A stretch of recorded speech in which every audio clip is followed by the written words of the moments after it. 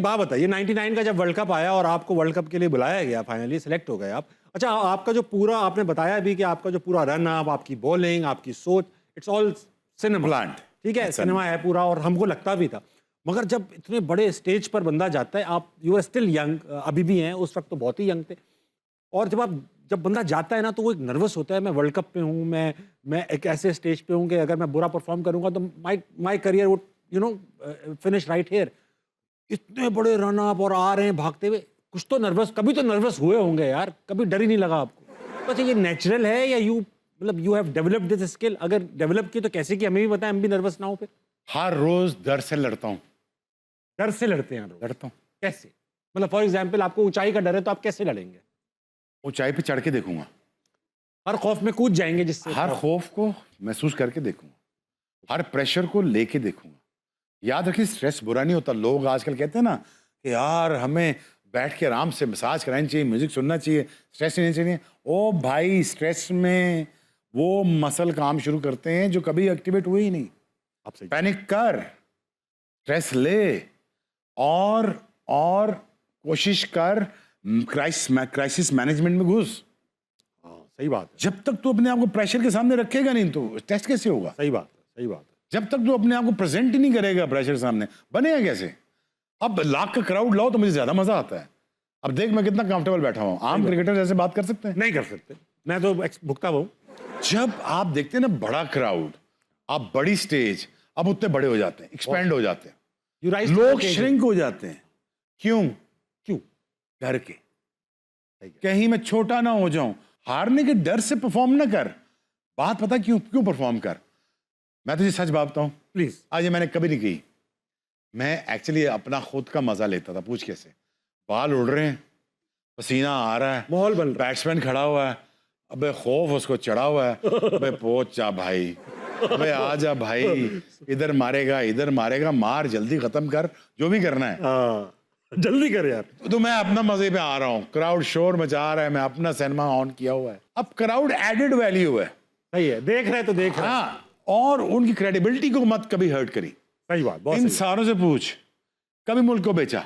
नहीं, ये तो कभी इनको लगा हो कि ये भाग के आए, ये आउट करने के लिए जाएगा? कभी ये इनको लगेगा आज तक, ये आज दिन तक ये बात जो करेगा इस पे हट ये हटेगा पीछे? नहीं, कभी नहीं हटूंगा। ये तो बात है।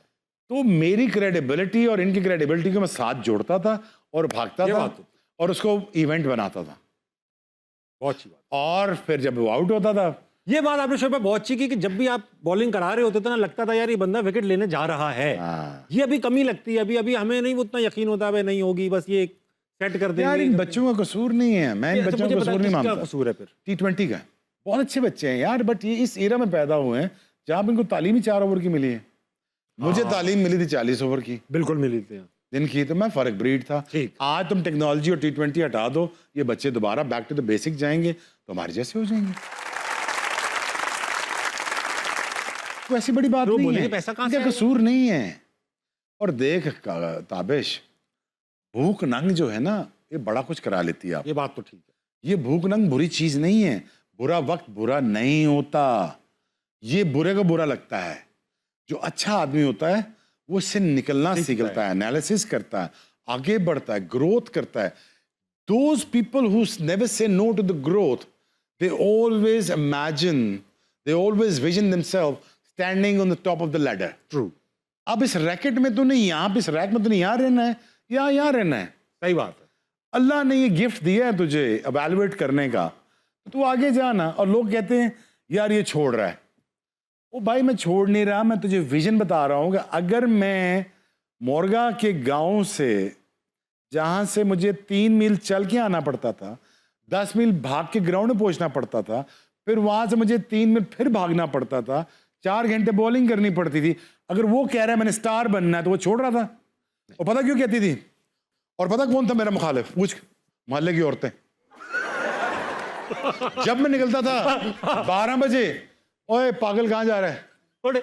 हाँ मैं तो सही बता रहा हूँ, मेरी ये बायोपिक में लिखा हुआ है। मुझे कहती है ये देखे पागल को, ये जून जुलाई गर्मी में 12 बजे निकल पड़ा है। मैं कहा खाला, ये आपने बदतमीजी रोकनी नहीं जब तक मैं स्टार ना बन जाऊं। अच्छा, उन्हें मोटिवेट कर रहे हो? उन्होंने कहा 4 ओवर मिला ली। मुझे 4 और होगी, और 4 का एक कोना होता था, 4 और मिलेगी, 8 होगी, 8 से लेके 12 होगी। तो पता मोहल्ले में जो पता है ना कितनी, कि जो काम काज करके हस्बैंड को बेच के आपके ऊपर लग जाती थी, तो वो बैठी होती थी कि अब ये निकलेगा। अब मेरी माँ पीछे मसले बैठ जाती थी।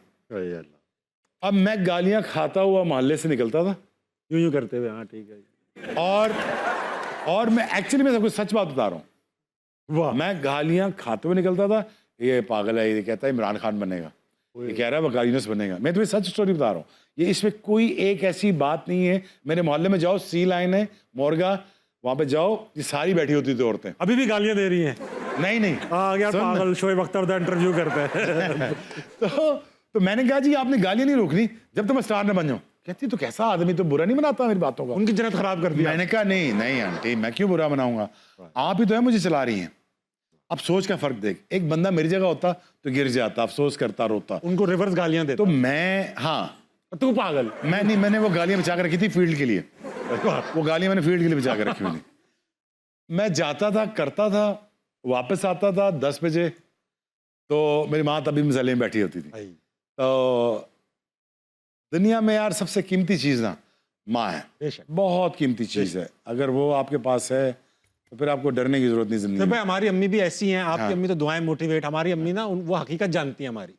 तो हमें, हमारे पाकिस्तान का बड़ा मुमताज़ तालीमी इदारा है IBA कराची में, तो उसने बहुत कम लोगों को एक्सेलेंस अवार्ड दिए अपने एलुमनस जो उससे पढ़े हैं फारिग तहसील। मुझे भी दिया और काफ़ी बड़े लोगों को मेरे साथ भी मिल रहा था।